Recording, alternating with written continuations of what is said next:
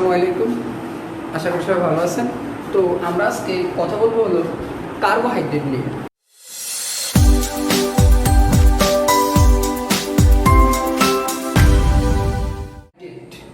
আমি যদি কার্বোহাইড্রেট কথাটা বলি তাহলে কিন্তু প্রথম কথা এখানে আসে যে কার্বোহাইড্রেট। দেখো হাইড্রেট, তো এখানে যদি বলি কার্বো মানে কি কার্বন, হাইড্রেট মানে কি পানি। তাহলে কার্বোহাইড্রেট বলতে আমাদের এইরকম বোঝায় যে কার্বন ও পানি দ্বারা যৌগ, এবং যেখানে কার্বন যদি এক থাকে হাইড্রোজেন, দেখো কার্বন যদি এক অনুপাত থাকে হাইড্রোজেন থাকবে 2 অনুপাত, তাহলে এইটা হলো কার্বোহাইড্রেট। কিন্তু এই গঠনটা বা আমি যদি এই সংখ্যাটা দিই এখন, তাহলে কিন্তু এটা কিন্তু প্রবলেম হবে। কেন প্রবলেম হবে? কারণ কার্বোহাইড্রেট এর ভিতরে আমরা জানি যে অ্যালডোজ, কিটোজ এগুলো কিন্তু আসে। তো কিভাবে আমরা এগুলো নিয়ে প্রবলেম পড়ি সেই প্রবলেমটা একটু দেখাই। দেখো এইখানে এরকম ভাবে যদি বলি তাহলে কিন্তু এটার জন্য রাইট হলো এটা C6H12O6, এটা রাইট। কিন্তু আমি যদি লিখি সি, দেখো এখানে দেখা যায় কিনা জানি না, যদি আমি লিখি C12H22O11 মানে এটা হলো কি চিনি এর সংকেত, ঠিক আছে? তো এইবার আমি যদি এইটার কল্পনা করি, দেখো তো এইটা কিন্তু এটার সাথে মিলে না, এটা কিন্তু এর সাথে মিলে না। দেখো এটা কিন্তু ডাবল না, এটা কিন্তু আরো কি কম। তো এই জন্য এই সংখ্যাটা কিন্তু দেওয়া যাবে না। তো কার্বন ও হাইড্রোজেনের অনুপাত এই আকারে কিন্তু কার্বোহাইড্রেটের সংখ্যা দেওয়া যায় না। এই জন্য এটা কেন দেওয়া যায় না এটা বোঝার জন্য আমি এই দুইটা উদাহরণ আমি রাখছি। দেখো এই যে একটা যৌগের নাম কি 3 কার্বন বিশিষ্ট, দেখো তো কয় কার্বন 1 2 3, 3 কার্বন। এখানে কয় কার্বন দেখো তো 1 2 3 কার্বন। দেখো 3 কার্বন বিশিষ্ট এই যৌগগুলা যদি চিন্তা করি, দেখো তো এইখানে এই যে এইখানে তুমি দেখো তো এই যে এখানে এটা কি আছে বলো তো, অ্যালডিহাইড গুলো, সেটা আমরা জানি। আমরা কিন্তু এই জিনিসগুলো আগে থেকেই জানি যে মূলকগুলো যদি বলি আমরা জানি OH থাকলে সেটা কি অ্যালকোহল, আমরা জানি CSO থাকলে কি হয় অ্যালডিহাইড, COOH থাকলে কি হয় অ্যাসিড, আর আমরা যদি বলি CO সেটা মানে কি কিটোন, আর আমরা যদি বলি শুধু O থাকে তাহলে কি হয় ইথার। ঠিক আছে, এই সবগুলো নিয়ে আমরা আলোচনা করব। তো আমি আবার বলতেছি OH মানে কি অ্যালকোহল, CH মানে কি অ্যালডিহাইড, COOH মানে কি অ্যাসিড, CO মানে কিটোন, O মানে কি ইথার। ঠিক আছে, দেখো তো আমি যদি দেখি এখানে কি অ্যালডিহাইড, বুঝতে চেষ্টা করো এখানে আছে কি অ্যালডিহাইড। এই অ্যালডিহাইডের সাথে এই কার্বন এবং এখানে কি কি যুক্ত আছে হাইড্রোক্সিল, কি যুক্ত আছে হাইড্রোক্সিল। খেয়াল রাখবা কার্বোহাইড্রেটের ভিতরে অবশ্যই হাইড্রোক্সিল থাকবে। কি থাকবে? হাইড্রোক্সিল। বুঝো কথাটা, এখানে সংজ্ঞাটা মুখস্থ হয়ে যাবে তোমাদের। হাইড্রোক্সিল কয়টা? এখানে 2টা। খেয়াল রাখবা 2টার কম, কিন্তু ট্রায়োস থেকে কিন্তু শুরু, আমরা জানি ট্রায়োস থেকে শুরু এই স্যাকারাইড গুলা, ঠিক আছে চিনিগুলা। খেয়াল রাখবা এইগুলা হাইড্রোক্সিল কিন্তু কমপক্ষে 2টা, কমপক্ষে কি 2টা, এর বেশিও থাকতে পারে। এর বেশি থাকা মানে কি, আমরা যদি বেশি হয় তাহলে কি বলি পলি, পলি মানে বহু, পলির বাংলা কি বহু। তাহলে এখানে আমি বলতে পারি যে পলিহাইড্রক্সি, কি বলতে পারি প্রথম কথা শিখলাম আমরা পলিহাইড্রক্সি, পলিহাইড্রক্সি। তাহলে আমরা সংজ্ঞার প্রথম বলতে পারি যে পলিহাইড্রক্সি যে অ্যালডিহাইড বা কিটোন। দেখো তো এই যে CO মানে কি কিটোন, CSO মানে কি, দেখো CSO মানে কি অ্যালডিহাইড, তাহলে পলিহাইড্রক্সি অ্যালডিহাইড বা কিটোন, এবং তাদের জাতক সমূহকে কি বলে কার্বোহাইড্রেট বলে। জাতক কি, হোয়াট ইজ জাতক, বুঝতে চেষ্টা করো। আমি যদি এখানে হাইড্রোজেনটা সরিয়ে এখানে P দেই তাহলে কি হবে, কার্বন সংখ্যা গণি দেখো 1 2 3। অনেকের মনে প্রশ্ন থাকতে পারে যে ভাইয়া আপনি কেন এইখান থেকে 1 দিবেন, এইখান থেকে 1 দেওয়া সম্ভব না? না, কখনোই সম্ভব না। কেন সম্ভব না? কারণ এই গ্রুপটা CHO গ্রুপ, এটা অ্যালডিহাইড গ্রুপ। আমরা জানি অ্যালডিহাইডের আমরা জানি কি থাকে যে তাদের সক্রিয়তা বেশি থাকার কারণে সক্রিয়তা সিরিজে সে উপরে অবস্থান করে, এই জন্য এটা 1 নম্বর। এই জন্য এটার নাম কিন্তু হবে 3 ফসফোগ্লিসারিলডিহাইড, 3 ফসফরাস গ্লিসারিলডিহাইড, 3 ফসফোগ্লিসারিলডিহাইড। আবার আমি যদি এখানে একটা ফসফরাস দেই, এখানে একটা ফসফরাস দেই, বলতে পারি ডাইহাইড্রোক্সি এসিটন বিসফসফেট, কি বলতে পারি বিসফসফেট। বোঝার চেষ্টা করো, এই যে এগুলো বলা হয় জাতক, কি বলা হয় জাতক। তাহলে বুঝলাম কি সংজ্ঞাটা, পলিহাইড্রোক্সি মানে হাইড্রোক্সিল 2টা হলো কমপক্ষে আরো বেশি থাকতে পারে। পলিহাইড্রোক্সি অ্যালডিহাইড বা কিটোন বা তাদের জাতক সমূহকে কি বলে কার্বোহাইড্রেট। কার্বোহাইড্রেট আমরা জানি কত প্রকার হতে পারে, এগুলো আসতে পারে যে কার্বোহাইড্রেটের প্রকার স্বাদের ভিত্তিতে 2 প্রকার, সুগার নন সুগার। আমরা সবাই জানি সুগার মানে চিনি, নন সুগার মানে চিনি না, ঠিক আছে? যেগুলা মিষ্টি স্বাদযুক্ত, তুমি এমনি বলবা যে যেগুলো মিষ্টি স্বাদযুক্ত কার্বোহাইড্রেট গুলোকে বলা হয় সুগার, আর যেগুলো মিষ্টি না সেগুলো হলো কি নন সুগার। আমরা জানি গ্লুকোজ, ফ্রুক্টোজ এগুলা কি বলতো সুগার। খেয়াল রাখবা সুগার কোনগুলা, গ্লুকোজ, ফ্রুক্টোজ এগুলো সব মিষ্টি জাতীয়, ঠিক আছে? আবার আমি যদি বলি নন সুগার কোনগুলা, পাতায় যেগুলো থাকে, পাতায় খেয়াল রাখবা পাতায় কিন্তু কার্বোহাইড্রেট থাকে। আমরা উদ্ভিদের পাতায় সেলুবায়াস থাকে, কি থাকে? সেলুবায়াস থাকে। এই যে এগুলা থাকে সেলুলোজ থাকে, তো এই সবগুলা জিনিস কিন্তু নন সুগার, ওগুলো কিন্তু মিষ্টি না। তাহলে আমরা স্বাদের ভিত্তিতে প্রকার ভেদটা আশা করি বুঝতে পারি। গঠনের ভিত্তিতে কি থাকতে পারে? Monosaccharide, disaccharide, oligosaccharide, polysaccharide. আশা করি সম্বন্ধে তোমরা সবাই জানো। মনো মানে কি বলতো? এক কার্বন, ঠিক আছে? একটা স্যাকারাইড বিশিষ্ট। এবার এটার ভিতরে কি থাকতে পারে? ট্রায়োস, তিন কার্বন বিশিষ্ট যদি হয় তাহলে কি হয় বলতো? স্যাকারাইড মানে বলতে পারবো কি? চিনি। আমরা মুখস্থ রাখতে পারি এইভাবে স্যাকারিন। স্যাকারিন মানে কি? চিনি না, মানে অনেক চিনি আর কি এগুলোর ভিতরে। তাহলে মনোস্যাকারাইড ভিতরে ট্রায়োস, ট্রায়োসের ভিতরে কি থাকতে পারে? Aldose, ketose. এই দুটো উদাহরণ দেখাইলাম, এই দুটো হলো কি? এই ট্রায়োস মানে তিন কার্বন বিশিষ্ট।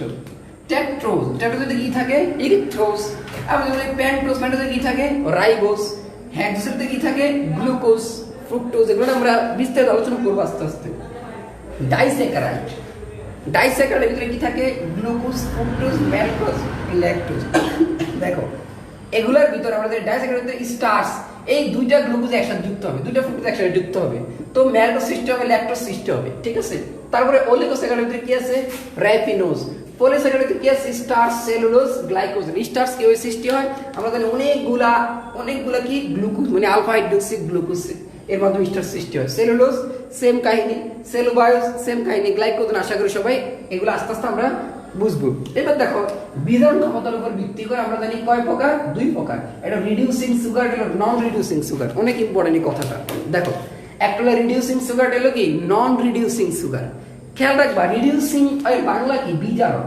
একটা হলো বিজারক চিনি, এগুলো আসা পরীক্ষায় যে বিজারক চিনি কাকে বলে। একটা হলো কি? অবিজারক চিনি।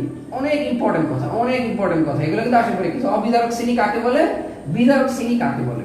বিজারক চিনি কারা? যাদের ভিতরে খেয়াল রাখো গ্লুকোজ, ফ্রুক্টোজ এর ভিতরে কি থাকে? CHO, CO, aldehyde ketone group থাকে। যাদের ভিতরে অ্যালডিহাইড কিটোন গ্রুপ থাকে তারা জারিত হয়ে কি উৎপন্ন করতে পারে? আমরা জানি অ্যালডিহাইড জারিত হয়ে কি উৎপন্ন হয়? অ্যাসিড। কিটোন জারিত হয়ে কি উৎপন্ন হয়? অ্যাসিড। আমরা জানি যে এগুলা জারিত হইতে পারে, যারা জারিত হইতে পারে তারাই কি? বিজারক। তাহলে কি এইগুলা আমরা জানি যে রিডিউসিং সুগার কোনগুলা? যারা বিজারিত হইতে পারে, ঠিক আছে? আবার আমি বলি অবিজারক চিনি কারা? অবিজারক চিনি হলো যারা কি হইতে পারে না, জারিত হইতে পারে না। বেশিরভাগ আমরা জানি এই যে পলিস্যাকারাইড গুলাই কি? জারিত হইতে পারে না, কারণ তাদের থেকে পানি উঠে যায়, তাই না? তো আশা করি এই গঠনটা নিয়ে একটু কথা বলি। অনেকের এই গঠনগুলো আঁকতে গেলে, অনেকে এই গঠনগুলো আঁকতে গিয়ে বলে যে কিভাবে আঁকবো, এত কঠিন। খেয়াল রাখবা এগুলোর প্রত্যেকটা CH2OH থাকবে, এখানে CH2OH থাকবে। এইখানে দেখো আমি যখন এখানে অ্যালডিহাইড দিলাম, অ্যালডিহাইড COH, এটাকে আমি এইভাবে না লিখে আমি কিন্তু এই দুইটা কাটা দিয়ে আমি কিন্তু এইভাবে লিখতে পারি, শুধু CHO লিখতে পারি, তাও কিন্তু একই কথা। তারপরে এখান থেকে দেখো শুরু হবে SOH, তারপরটা কি OSH, স্বাভাবিক কথা। তো তারপরে এটা, তাহলে আমাকে বলো কোনটি হেক্সোজ সুগার? হ্যাঁ বি। হ্যাঁ সবার অ্যানসার কারেক্ট। সাবিনা হ্যাঁ, তো আমি দেখতে পাইতেছি কি সবার অ্যানসারই কারেক্ট, সবাই বলতেছে বি, গুড। তাহলে এগুলোর ভিতরে আমরা জানি যেহেতু এটা কয় কার্বন? 6 কার্বন, আর 6টা বিশিষ্ট কার্বন, এটা কি হেক্সোজ সুগার। এবার আসো এল গ্লুকোজ কেন? এটা এল গ্লুকোজ কেন? কেউ কি বলতে পারবে এটা এল গ্লুকোজ কেন? দেখো এটা এল গ্লুকোজ কেন? আচ্ছা আমরা আরেকটা জিনিস আমি শিখাই এর ভিতরে, তোমরা এল গ্লুকোজ কেন সেটার অ্যানসারটা একটু দেওয়ার চেষ্টা করো। এটা কেন এল গ্লুকোজ? এটা কেন অ্যাল গ্লুকোজ বলা হয় এটাকে?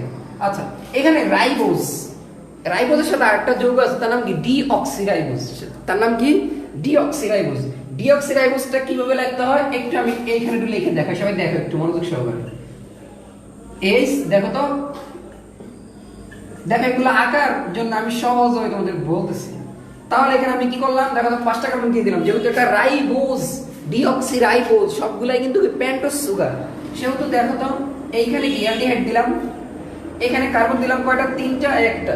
দেখো এখানে একটা, এখানে 2টা, আর এই তিনটা নিয়ে কিন্তু কাজ। খেয়াল রাখবা এইখানে যখন কি থাকবে এইচ এইচ, আর এগুলো যা আছে তা, এগুলো যা আছে কি তা। এইখানে দেখো তো, এইখান থেকে এখানে শুধু কি আছে, একটা অক্সিজেন কম আছে। দেখো তো এখানে একটা অক্সিজেন বেশি, এখানে একটা অক্সিজেন কম, একটা অক্সিজেন নাই, একটা অক্সিজেন নাই, এই জন্য এটাকে বলা হয় ডিঅক্সি। কি বলা হয়? Deoxy ribose sugar. যদি ডিঅক্সি রাইবোজ সুগার রাখতে পারবো তো, তা এটা একটা কি পেন্টোজ সুগার। খেয়াল রাখবা, এটা হলো রাইবোজ আর এটা হলো ডিঅক্সি রাইবোজ। যদি পরীক্ষা প্রশ্ন আসে ডিঅক্সি রাইবোজ ও রাইবোজের মধ্যে পার্থক্য দেখাও, তখন তুমি বলতে পারবা যে আমরা জানি রাইবোজ ও ডিঅক্সি রাইবোজ এর মধ্যে একটা পার্থক্য হলো কি, তার একটা অক্সিজেন কম, একটা অক্সিজেন কম থাকার কারণে এটাকে বলা হয় ডিঅক্সি, মানে অক্সিজেনের ঘাটতি। একটা অক্সিজেনের তার কি আছে, ঘাটতি আছে। এর ভিতরে আমি দেখি অ্যানসারটা কেউ পারতেছে কিনা। হ্যাঁ হোসেনরা সবার অ্যানসারই কারেক্ট। সবাই ক্লাসটাকে একটু শেয়ার করে দাও, তোমাদের বন্ধুদেরকে মেনশন করে দাও। হ্যাঁ ঠিক আছে, এইটার কথা আমি একটু বলি। সবাই মনে একটু মানে বুঝতে পারতেছে না বা অ্যানসার দিতে চাইতেছে কিন্তু মনে টাইপিং প্রবলেম হতে পারে। আচ্ছা যাই হোক, একটু দেখি।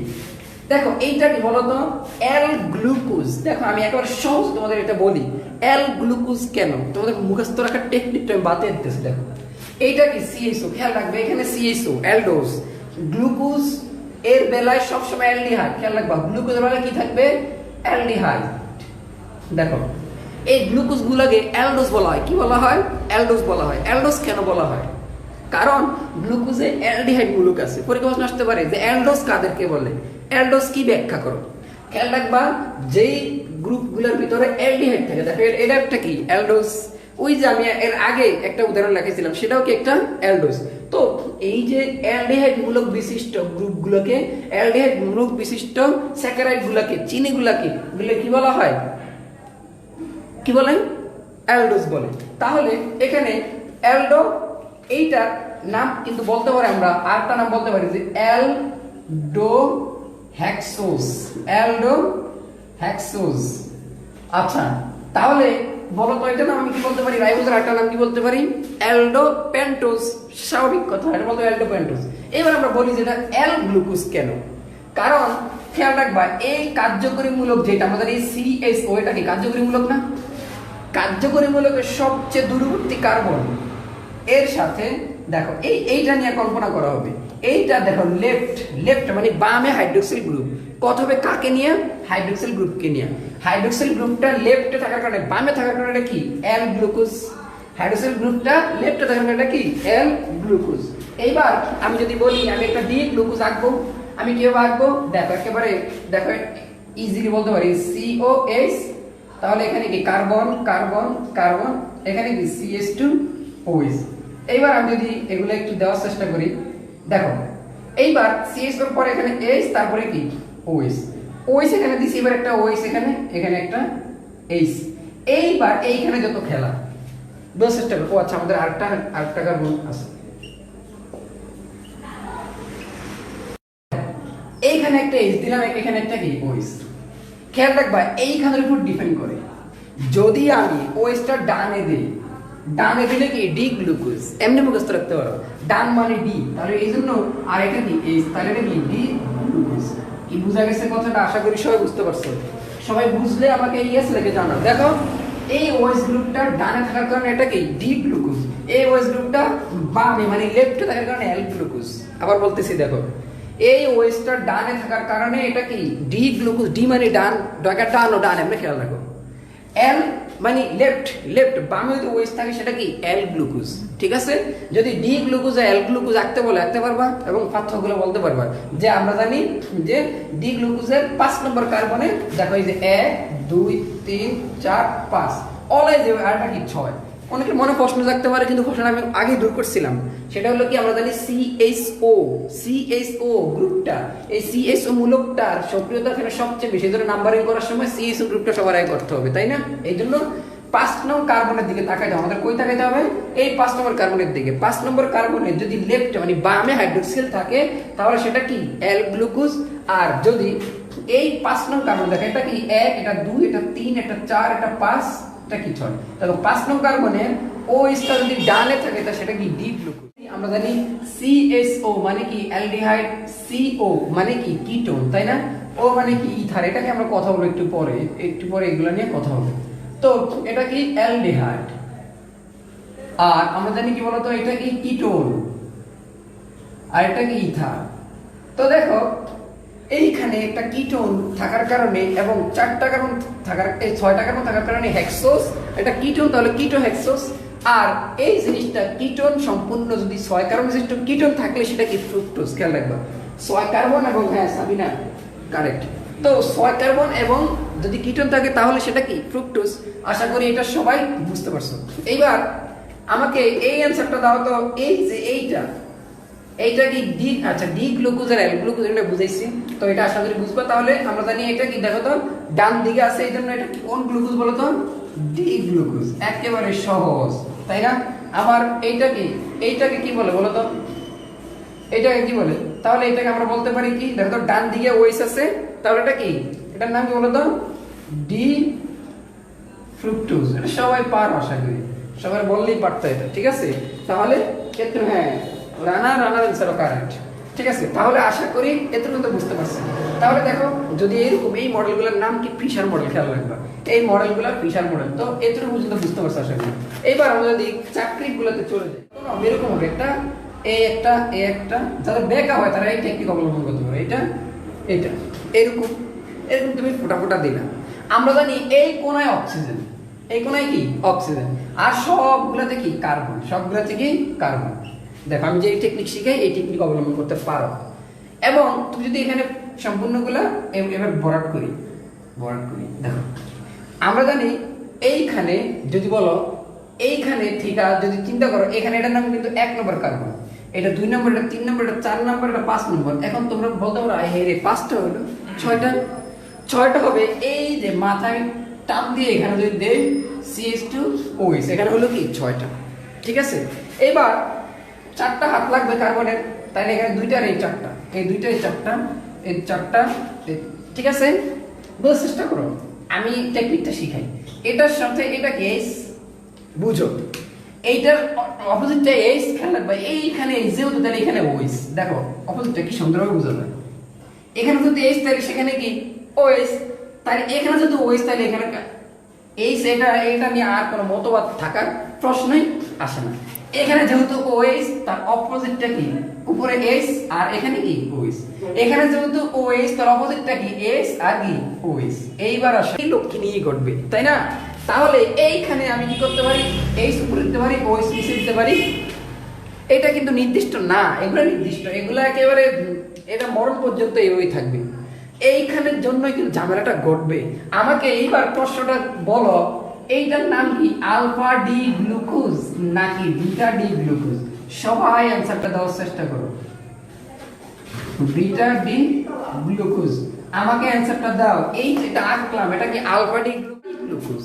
দেখো আলফা ডি গ্লুকোজ কেন, খেয়াল রাখবা এই যেটার ভিতরে দেখো চাকরিক কাঠামোর ভিতরে যেইখানে ওএইচটা, দেখো যেইখানে ওএইচটা কি থাকবে, নিচে থাকবে, নিচে ওএইচটা 1 নং কার্বনের ওএইচটা নিচে থাকে তাহলে সেটাকে বলা হয় আলফা ডি গ্লুকোজ। আশা করি সবাই বুঝতে পারছো। যদি ওএইচটা নিচে থাকে তাহলে সেটা কি হয়, আলফা ডি গ্লুকোজটা হলো কি বিটা ডি গ্লুকোজ।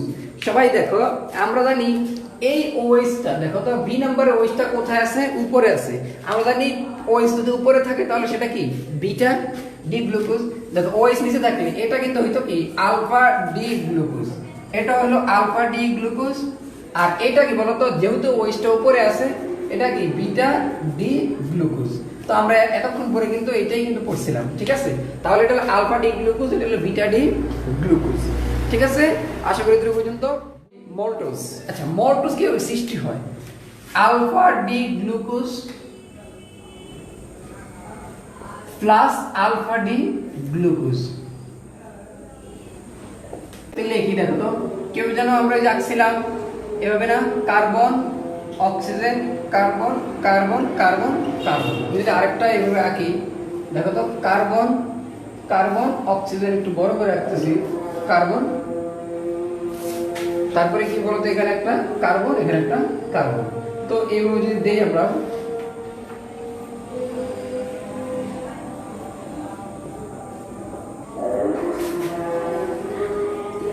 দেখো আমরা যদি এগুলো পূর্ণ করি,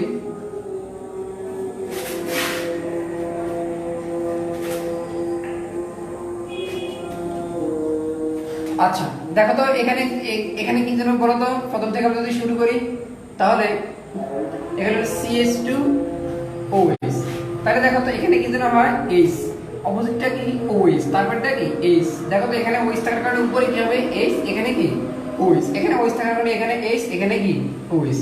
দেখো আমরা যদি আলফা ডি গ্লুকোজ লিখি তাহলে এখানে কি থাকবে নিচে OH। আমি যদি সেম ভাবে দেখি এগুলো যদি আমি সেম দিতে চাই CH2OH অপোজিটটা H, এখানে OH H, এখানের অপোজিটটা OH OH, এই OH থাকার কারণে এখানে কি হবে H OH। বোঝার চেষ্টা করো। আচ্ছা আমরা জানি এটা কিন্তু 1 2 3 4 5 6, এখানে সেম ভাবে এখানে যদি H OH থাকে তাহলে এখানে কি 1 2 3 4 5, এটা কি 6। দেখো এখানে আমি যদি বলি এখানে কি হবে, আমি যদি এখানে যদি বলি দেখো এটা একটা আলফা ডি গ্লুকোজ, এটা একটা আলফা ডি গ্লুকোজ, দুইটা আলফা ডি গ্লুকোজ। আমরা জানি এই যে যখন যুক্ত হয় তার নাম কি বলতো, গ্লাইকোসাইটিক বন্ড। এটা কি বলে বলতো, আমরা জানি গ্লাইকোসাইটিক বন্ড কিভাবে হয়। গ্লাইকোসাইটিক বন্ড হলো এখান থেকে একটা পানি সরে যাওয়া, কি সরে যাওয়া, পানি সরে, এখান থেকে পানি সরে, একটা OH আর এখান থেকে একটা H। দেখো এই H আর OH এই দুজন সংযোগ করে কি হলো পানি। যখন H আর OH এই দুটো চলে গেল তখন কিন্তু এখানে কি আছে ও, তাই না? তাহলে এই যে এই লিংকেজটা দেখো তো 1 নং কার্বনের সাথে এখানে কয় নং কার্বন, 4 নং কার্বন। এইটাকে বলা হয় বলতো আলফা 1,4 গ্লাইকোসাইটিক বন্ড। কি বলা হয়, আলফা 1,4 গ্লাইকোসাইটিক বন্ধ। ঠিক আছে, তাহলে এখানে কি সৃষ্টি হলো, ম্যালটেস। কি সৃষ্টি হলো, ম্যালটেস সৃষ্টি হলো। আশা করি এটা সবাই বুঝতে পারছো। এইবার দেখো তো আমরা যদি ল্যাকটোজ সৃষ্টি করতে যাই, বোঝার চেষ্টা করো। এইখানে আমার যদি দেখো তো, আশা করি এটা বুঝতে পারছো, বুঝলে সবাই ডান লেখো, না বুঝলে আমাকে বলো। আমি যদি এইখানে এখানে আলফা ডি গ্লুকোজ, আর আমি যদি এখানে আলফা ডি গ্লুকোজ না দিয়ে আমি যদি এখানে কি দিই একটা বিটা ডি গ্লুকোজ, কি দিলাম বিটা ডি গ্লুকোজ লিখলে কি হবে বলো তো, এখানে একটা OH আর এখানে একটা কি H। ঠিক আছে, আর এইখানে কি হবে বলো তো, এখানে তো অবশ্যই এটাই থাকবে, এটা এখানে এরকমই থাকবে। তাহলে দেখো তো এইবার লিঙ্কেজটা কি হবে বলো তো, লিঙ্কেজটা হবে ক্রস লিঙ্কেজ। কি হবে, ক্রস। দেখো তো কি হবে, এখানে আমরা জানি এইটা আর এইটা, দেখো আমরা জানি এখানে একটা OH আর এখানে একটা কি হাইড্রোজেন। এই OH এর সাথে হাইড্রোজেন দুইটা মিলিত হয়ে কি হবে, পানি থাকবে শুধু একটা অক্সিজেন। তাহলে একটা অক্সিজেন এইভাবে কিভাবে হবে, এভাবে যুক্ত হবে।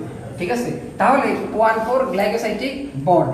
তবে এইখানে আমরা জানি কি এই লিংকেজটা কি, এই লিংকেজের ফলে কি সৃষ্টি হয়, ল্যাকটোজ সৃষ্টি হয়। আশা করি এদের পর্যন্ত সবাই বুঝতে পারছো।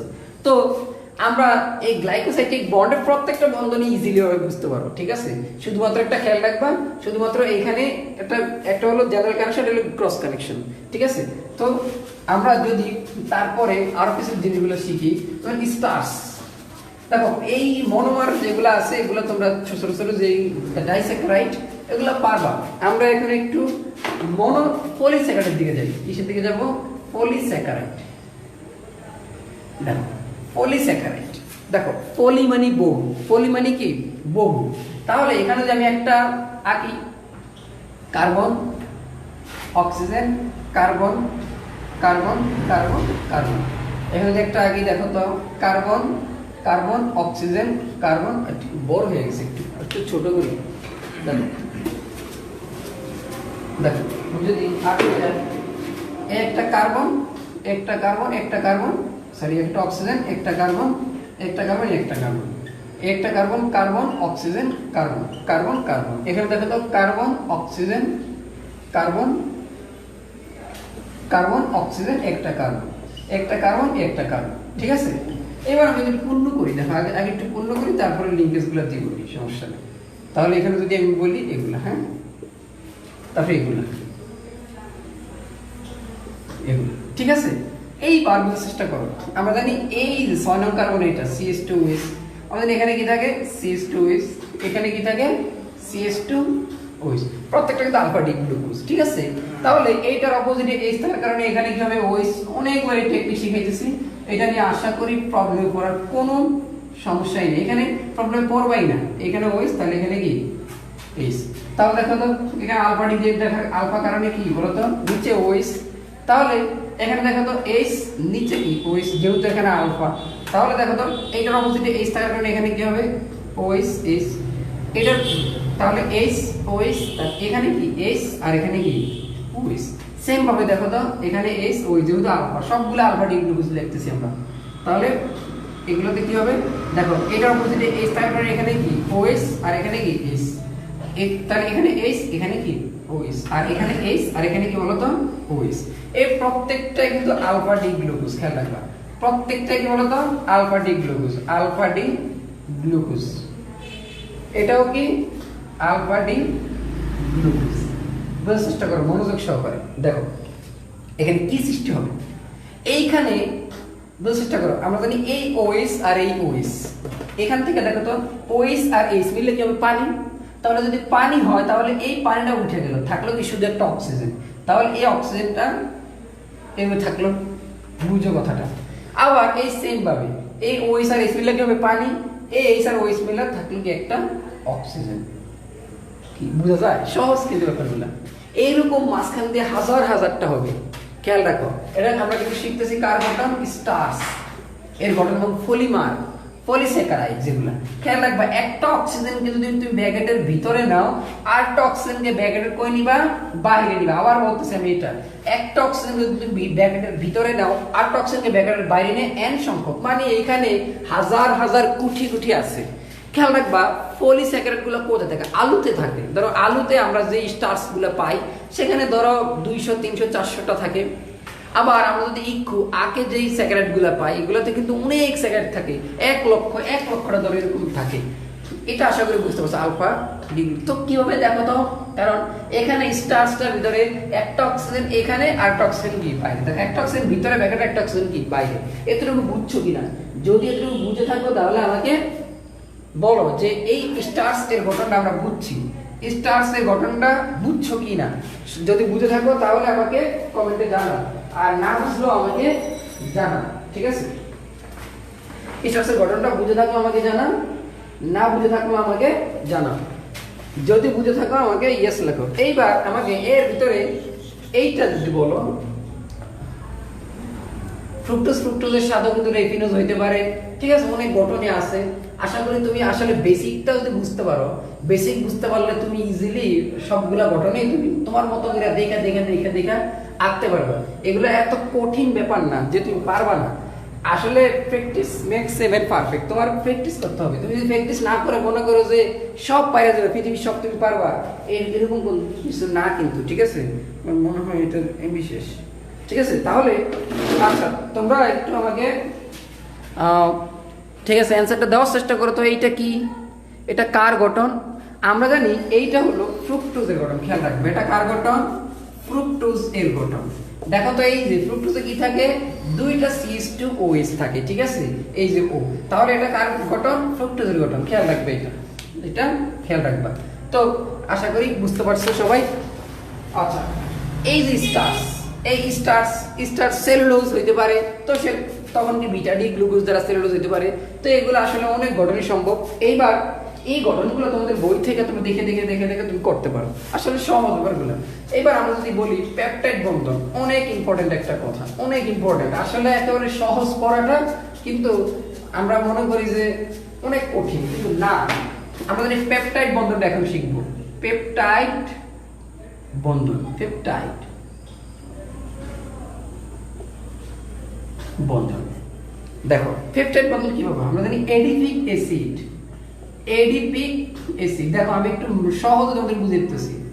Adipic acid plus hexamethylene diamine, hexamethylene diamine যদি একসাথে যুক্ত হয়, দেখো এডিপিক অ্যাসিড আর হেক্সামিথিলিন ডাইঅ্যামিন। দেখো আগে এডিপিক অ্যাসিড নিয়ে কথা বলি। এডিপিক অ্যাসিড কোনটা, 4 কার্বন বিশিষ্ট। খেয়াল রাখবা মিথাইল মূলক করে থাকবে 4টা, মিথাইল মূলক করে থাকবে 4টা। এর দুই পাশে দুইটা C ডাবল H গ্রুপ থাকবে। C ডাবল H আমরা কি লিখতে পারি বলো তো? এভাবে লিখতে পারি না, ঠিক আছে? এখানে লিখতে পারি কি COOH। দেখো একই কথা, C double H, C C double S, 4 কার্বন বিশিষ্ট একটা মিথিলিন মূলক, এর দুই পাশে দুইটা সি ডাবল এস থাকে, তার নামে এডিপিক অ্যাসিড। সবাই বুঝছো তো? ইনশাআল্লাহ বুঝছো আশা করি। আমি আবার বলি তাও কথাটা, একটা 4 কার্বন, এই দেখো 4 কার্বন বিশিষ্ট একটা মিথিলিন মূলক এখানে, আর দুইটা যদি অ্যাসিড গ্রুপ থাকে সি ডাবল, দেখো সি ও ও এস, সি ডাবল গ্রুপ থাকে, তাহলে এটা নাম কি এডিপিক অ্যাসিড।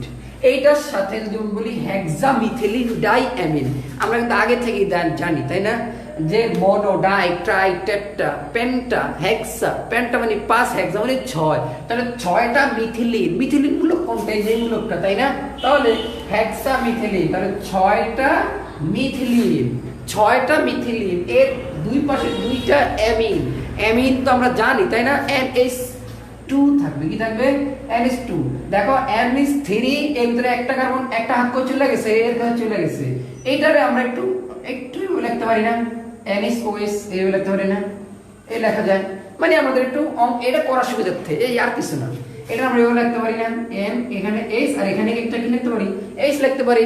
তোমরা এইভাবে পরীক্ষা দিবা, যদি পেপটাইড বন্ধন আসে পরীক্ষায়, এই আমি যেভাবে লিখতেছি, ঠিক আছে, তুমি আমি যে কথাগুলো বলি সেগুলো তুমি বাংলা লেখো, ঠিক আছে, এমন তো না তুমি যে সব কিছু মুখস্থই করতে হবে, তুমি বানিয়ে লিখতে পারো, ঠিক আছে, যদি বুঝে ব্যাপারটা।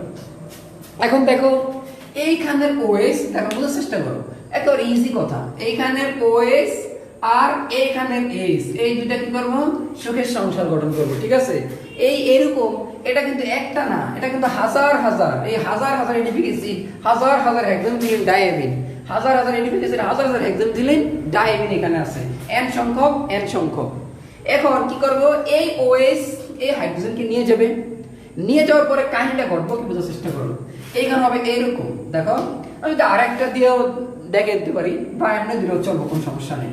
দেখো একটু বোঝার চেষ্টা করো, মনোযোগ দিয়ে বুঝো এই ব্যাপারটা, মনোযোগ দিয়ে বুঝো। দেখো আমি এখানে আগে লিখি OH CO CH2 দেখো তো CO, বোঝার চেষ্টা করো, CO, এই OH আর এখানে H মিললে কি হলো, পানি, পানি আকারে সে বের হয়ে গেল, তাই এখানে আছে কি NH, আর এখানে আছে কি CH2S NH, দেখো আমি লিখছি, কিন্তু এখন আরেকটু কাহিনী আছে, এখানে ঘটনা আছে, ঘটনাটা কি বোঝার চেষ্টা করো তো। আচ্ছা এই পাশে মানে এই জিনিসটা, এই পাশ থেকে কি গেছে, OH গেছে, এই পাশের OHটা যদি এখানে আরেকটা অ্যামিন আসে, তাহলে এই OHটাকে নিয়ে যাবে, এই যে এই আরেকটা অ্যামিন যদি এখানে আসে, এই যে আরেকটা হেক্সামিথিলিন ডাইঅ্যামিন আসে, আরেকটা অ্যামিনের হাইড্রোজেন মিললে এখান থেকে নিয়ে গেল, এইখানে দেখো তো এখানে যদি আরেকটা এডিপিক অ্যাসিড, মানে এরকম হাজার হাজার কিন্তু যুক্ত হবে তাই না, আমরা কিন্তু দুইটার মাধ্যমে দেখিয়ে দিতেছি, তাহলে এইখানে হাইড্রোজেনটাও কি চলে যাবে, আর যদি চলে যায় তাহলে এইখানে এরকম n সংখ্যক, মানে এরকম লক্ষ লক্ষ কোটি কোটি বন্ধন সৃষ্টি হবে। আর